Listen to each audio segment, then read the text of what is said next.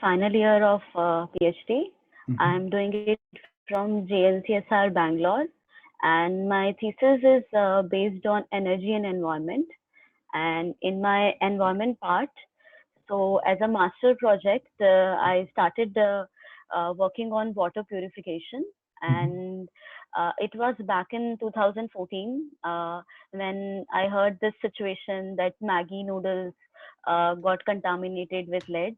So that I got the idea from there, Mm-hmm. and I figured out some material, inorganic sulfides, which are layered material and which could be used to as an adsorbent and which can be used as an ion intercalation. So we tried to capture lead, mercury, cadmium, and some radioactive materials. Okay. So this part I continued till my PhD. My course was integrated PhD, so masters plus PhD, which is 7 years. Okay. Okay. So I'm right now in my sixth year. So it's gonna seventh year is going to start from August, this August. And when you are planning to graduate? I had planned via by October, but because of this COVID, I have delayed till like February.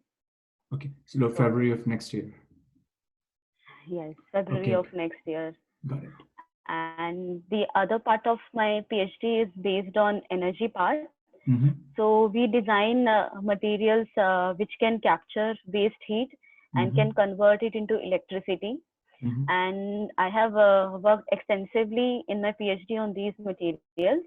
I have studied the electrical conductivity, thermal conductivity of the suitable semiconductors, Mm-hmm. and I have exposure of doing inelastic neutron scattering in Japan. Okay. Okay. You used some reactor there too. You were Yeah. you used some reactor time there. Sorry, I cannot get you what No, you no. I'm said. saying for neutron, did you use a reactor time there? Yeah, yeah, Okay. yes. Okay. So let me. I just keep talking about. Tell me what's your plans are like. What you are thinking right now, and then we will go through your questions and Okay. Okay. Yeah. So from like 2 3 months, I've been networking on LinkedIn and figuring out the R&D job market in various Mm-hmm. industries. Mm-hmm. All I got to hear is like R&D is freezed, even though from whom I have older connections, Right. Right. they also told that this is not the right time to graduate. Mm-hmm. You should postpone it to next year. I mean, like as as far as their HR says, Mm-hmm. the R&D people are telling me this thing only. Right. Right. And So so I'm like, first of hmm? all, then, how you spell your Yes, name? How do you spell your name? Ekashmi, Ikashmi. Okay. So Ikashmi, Ekashmi. So Ikashmi, tell me what were you thinking? What you are planning? Like once you graduate, what you thought? What's gonna be? What you will be doing? Huh. Mm. Yes. So like my ultimate, I had planned like earlier, I had planned that I won't do a postdoc. I Okay. would directly get an industrial experience in India, Right. Okay. and with that experience, I would like to go Germany, Okay. mostly Europe. I'm preferring. Okay. So now, right now, this situation has happened, so I'm considering a postdoc plan because in India, I'm not able to get a suitable job here right now. Right. Right. So I was thinking, I'm just a bit confused between doing an industrial postdoc. Will that give me an industrial experience, Mm-hmm. or should I go for an internship in a company, Okay. or or should I do the academic like Postdoc postdoc? or something. So let me ask you this thing. Are you also considering of applying to a faculty position, or that's not in your mind at all? You don't want that? That no, that's Yeah. not in my mind right Okay. now. Okay. Yeah, I'm not No, sure like no. The reason I, whether the more reason I, academic, the reason more. I, the reason I ask you this question because you have a good academic background, so you want to leverage that also, keep that option open. That's what I meant. That's the reason I'm saying. And I don't know that, some people have preference that they want to go to industry and they don't want to go to academics. But if you have done really well in your academics from publications and all that, I don't think that's a bad option. But again, it's an individual choice. But that's not a bad option too, especially if you can get to a faculty position in a good university, even in India. There are many good IITs and so forth. If you are able to leverage that, that's not bad actually, especially these days. I have few friends who are already professors in India in IITs and so forth. So I talk to them very often, and I get a good response now. That the situation now versus that used to be. And you are an JNCSR, so you know better than me, probably, anyway. Because priorly, people have funding issues. There were less interaction between outside faculty versus Indian faculty. Now that gap is small, and so you can do a lot of things. And looking at the future of Indian education and the way things are going, I'm pretty sure there will be a lot of interaction between academics and industry and so forth. So you always think about what it is. But let me go through your questions. One thing I see here a lot to talk about a lot about going to Europe or Canada and so forth. Is there a reason because you are not able to find things in India what you want to do? That's the reason primary. Okay. Yes, that's the reason. Okay, that is the primary reason. Okay, so let me tell you first of all, because from my experience about a postdoc positions in general. Okay, so let's say you decide to go for a postdoc in Europe, right? And or in US or in Canada. First of all, how to get it? What's the best chances for you to get it? So postdoc positions, unlike faculty positions, are very, very reference based. That's like for a faculty position, you have to apply and there will be a committee and all that. But postdoc position, a professor can take a decision right away. So if your advisor has a good links, he will be the best person. He or she will be the best person to help you out. Best person. That's straightforward. So let's say if your advisor knows someone, or if he has good contacts in US, Canada, or whatever, you will get postdoc positions right away. That's the easiest way to do it. The other way, you can apply, but again, the probability of you getting a postdoc when you are going to apply independently versus your professor can refer you is like 90 and 10%. So again, if you want to go for a postdoc anywhere, contact your advisor, make sure he or she is on board and helping you as much as possible. Okay, so that's number one. Let's say what happens after postdoc. Okay, let's talk about that, because I think some of your questions, right? Because let's say and I think you wrote a very good point here, and a lot of students I speak to, and actually, to be honest with you, I was in that situation too, where I did one postdoc, and then I worked for at Johns Hopkins, and then I went for, it was not a postdoc, but similar thing at Oak Ridge National Lab. I was thinking that would I be in trouble? How do I transition and all that? Because I ultimately transitioned to a industry. And for a lot of people, this becomes a circle. And I speak to a lot of students nowadays who have done one postdoc, 2, 3, and now they are stuck in it. And you don't want to be that person. That's a very dangerous place to be. Yes. Because what happens is then your competitions are there coming up, and you are not able to transition to the next position. And I don't consider that as a good thing. So to avoid that, and I would say, if you're doing a one postdoc for 2 years and another postdoc for 2 years, that's the maximum. That is the limit. It should not be more than that. Limit. Because yes, I think one postdoc is, again, another thing I want to tell you, make sure you are going to do postdoc at a better university. Don't just choose it because you get it. Go to a good university, well-known university, because you're going to build up based on that brand value. Okay. So make sure, don't go where somewhere else. I mean, and the good thing is that because you have been to at Hindu, and then you have been to ISC Bangalore, you have good brands already with you. Don't compromise on that. Okay, Hmm. sure you don't do it. Hmm. That's one thing. And it's very true whether you want to go back to India and work in academics Hmm. or do something Hmm. versus you want to work anywhere else from there. So it will be very true. Okay, Hmm. because many people they Okay. go and they choose a university because they want to go outside. So going is easy. Hmm. What Hmm. happens after that is the Yeah, challenge. Okay, that is the and you thing. have traveled Hmm. a lot, so you know already. Already Hmm. you don't get fascinated about that you got a position. It has to have a value to it. Okay, so as Hmm. I said, one postdoc Yes. 2 years and another postdoc for 2 years is good, but that should be the limit. Don't do that beyond that. That's one. Hmm. Okay.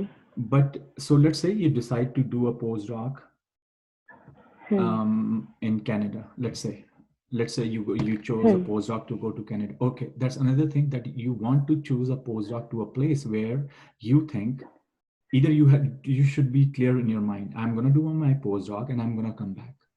Hmm. It has to be very clear from Yes. that point. Or you say I'm gonna go Hmm. do a postdoc there. I'm gonna settle there. Okay, it should be Hmm. very clear.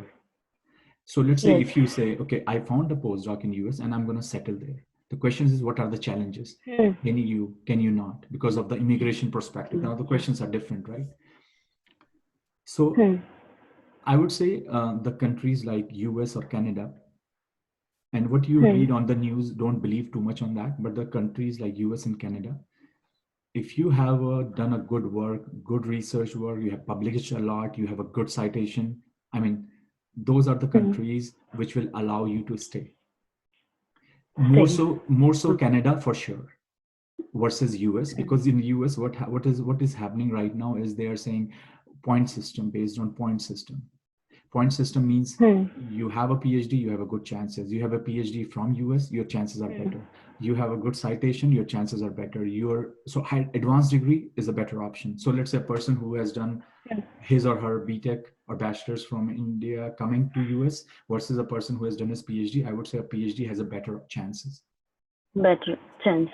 Yes, Okay. of course, Hmm. obviously, there is no doubt in that. And Hmm. so that's how it will be in Canada too. Canada is much easier versus US. That's why. Hmm. But again, you have to look at, okay, I'm going to settle in Canada, but what I'm going to do there if there are no jobs? The point here is not to get an immigration, Yeah. but to get a job after that and get settled. So as I Yeah. said, see, one thing you have to understand: the only reason people flock to US or come to US is because of the opportunities, because there are more opportunities here versus any other country, Hmm. right? So Hmm. again, keep that in mind. And but as I said, whenever you decide to come and you say, okay, I'm going to come to US, make sure that you are ready to go back to if anything happens. Or if you come to Yes. Canada, Hmm. make sure you are ready to go back if anything happens, whether it's a job or personal issues. Okay, so Hmm. don't. So if you have that, your mindset is you have that mindset, you will not have a difficulty. Okay, Hmm. now Hmm. let's talk about transition from postdoc to a industry. How easy it is, that whether Hmm. it is possible or not. Hmm. Okay, Hmm. so I would say uh, from again, this is a question more from an immigration perspective again. Okay. So it's not a question, it's more or less of a question about how much what value you can bring to a company, because companies has to apply for a visa, right? Hmm. From that perspective, I would say US is not doing a very good job. I don't know about Okay. Europe. I don't know about Europe, but to me, it looks to Hmm. me that more or less the situation is very similar, very similar. Not the same, very similar. But having said that, Hmm. let's say you do a postdoc. Let's say if there's a company or you are able to find a job, if they are willing to sponsor your H1B visa, which is a work visa, you can transition it, and it Hmm. happens. It's very common. That's how everybody works in US, and there are a lot of people who gets transition into a H1B visa from PhDs or Hmm. from masters onwards. So So for going for a postdoc, we need a J1 visa. So that from both. J1 you get to turn. So if you are a postdoc, It depends on the Hmm. university. They can either apply for a J1 visa or H1 visa. Hmm. That Okay. H1 visa, which university applies for on your behalf, is a very different H1 visa that Hmm. versus the industry H1B visa. That's different. Yes. That's a Yes. research H1B Hmm. visa, which has no cap, no limit, so you can easily transition. Okay, Okay. so just keep that in mind. Hmm. But if you say, let's say you finish your 2-year postdoc or 3 years, and you say, okay, I found a job in industry, the industry should be willing to sponsor you H1B visa. Sponsor. Okay. And as I said, it's not that difficult. At that point, I would say, let's say if you find a job, let's say industry is interested, you are able to find a job. The only thing that at that point will be is about whether they can sponsor your H1B visa or not. If they are willing to sponsor it, you are good to go. Okay. Again, now the way things are in US, I said I can't talk much about Europe, but in the way the things are working in US is it's changing also. They are saying we're going to change it to not a lottery based system where you have to apply by luck Hmm. versus what you know. So advanced degree people have better options. It's changing too. Hmm. Again, Okay. for in terms of good. So that's the overall situation change about. But if let's say a company is interested in you, you can always transition. But there is Hmm. another possibility which I did. I can tell you about myself, and a lot of people do. Hmm. Let's say when I graduated from my PhD, I applied for a green card when I was doing my postdoc, so I didn't have to Hmm. worry about Hmm. H1 visa, Okay. right? So Hmm. that's why Got it. that's how I got transition easily. Hmm. Coming back to Easy. the question, yeah, Easy.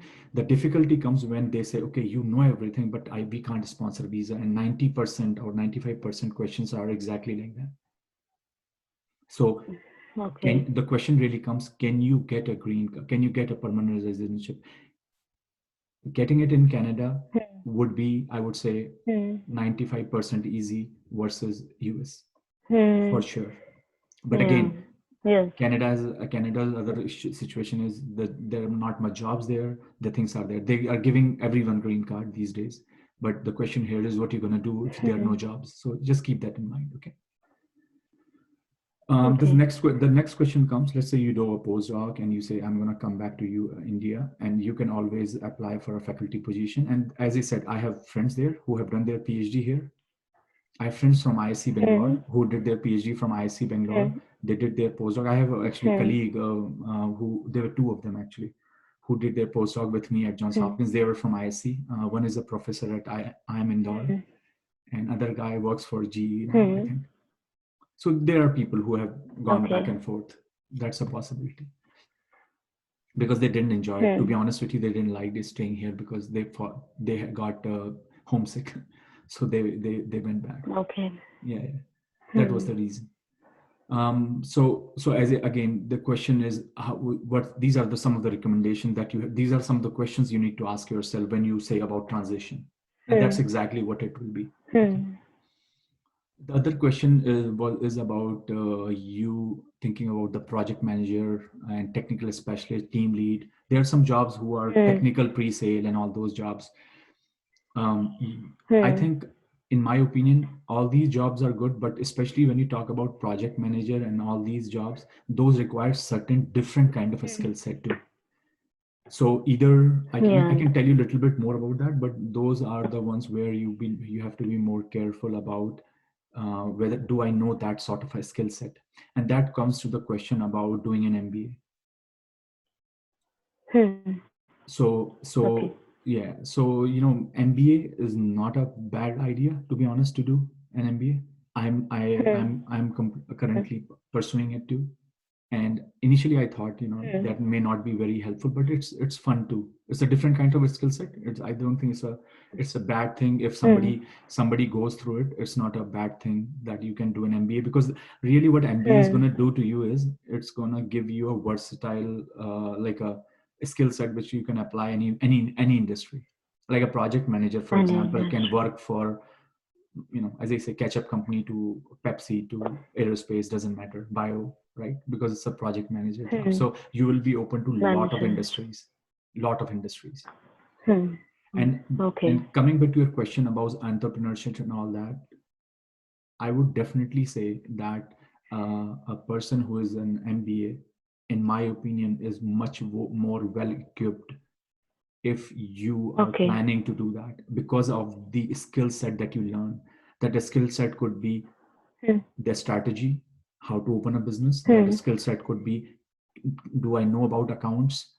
The skill set could be, how do Hmm. I Hmm. finance my company? Everything that you learn there. As Hmm. a PhD, we have no idea. We know about is how the technical aspect of it. Hmm. But when you talk about business, is technical is maybe 20-50%. Rest part of it is, your how do you manage it. So that type of a skill set that you definitely learn in an MBA program for sure. Done. Done. Yeah. Yeah. So again, Okay. if you're thinking that direction, that should be the right thing to do. Hmm. Yeah. Okay. And doing MBA from India or from abroad, which has more value, I would. Uh, To be honest with you, I will give you one example here. So when I was in Rolls Royce, I went to my CEO. I said I want to do an MBA, and he said to me, "How hmm. many degrees you want?" Right. So Hmm. that same question I will ask you. So I would Hmm. say focus on learning. Yeah. Focus on learning. You have enough degrees. Hmm. You have enough Hmm. degrees that you don't need an Hmm. extra degree to say, yes, if you get an MBA from Wharton, definitely is going to help you, right? But Hmm. if it, then but you Hmm. have to spend $200,000 to pay them. It's a business, right? So you have to Hmm. think about the value of the money too. But as I said, definitely if Hmm. you're going to do your MBA from Harvard, MIT, Wharton, that you're going to get a return of investment would be high too. But in my opinion, if you get Hmm. into any IM or any ISB or places like that, it's not a bad thing, to be honest. It's a really good thing. The program is really good. But again, when you get into that program, you want to make sure that why Hmm. you are getting the question why should be there. Hmm. Because like why I'm going to do Okay. there is what is the specific reason I'm going to there. Because one of the problem that you will face, or I can tell you again, going back to my example. So the reason I'm doing my MBA is not because tomorrow I want to manage a hedge fund. No, I'm not doing because of Hmm. that. Hmm. Or Yeah. I'm doing my MBA because I don't like what I do. I love what I do. I love my technical part. I can't leave it. I don't want to. Hmm. The only reason I did it Hmm. is because that gives me a leverage. So again, giving you an example. So a lot of work, let's say you go to an industry, a lot of work you started from an R&D lab, you started doing something, then you started talking to a supplier, then you started talking about the supply chain Hmm. and all that.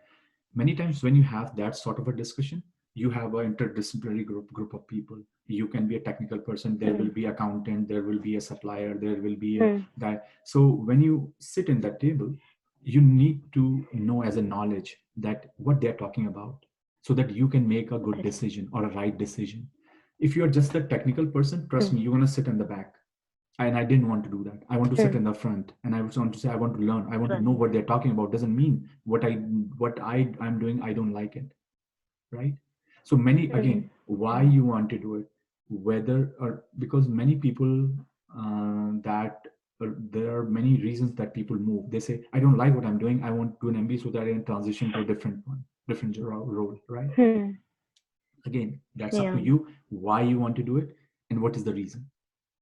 My reason was Hmm. different, but as I said, your reason could be Hmm. different, but you should have completely have that reason, that maybe, and trust me, a lot of people, I have advised, and you can watch some of the videos in the channel. I have spoken to with PhDs, and they can't transition to a universe Hmm.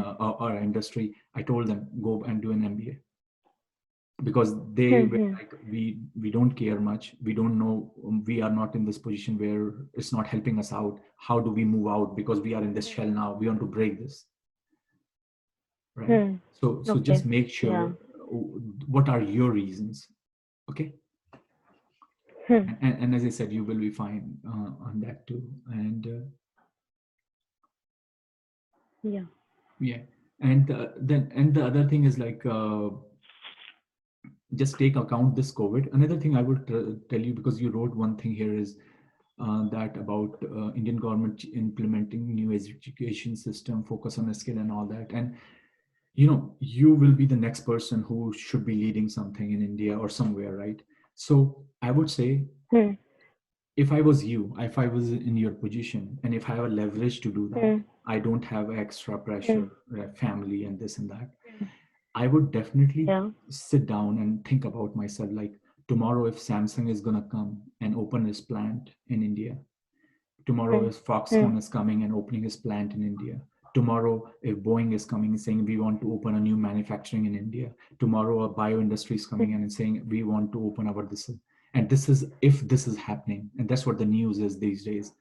How I can become a person to lead it? What skill set do I need to lead it? Hmm.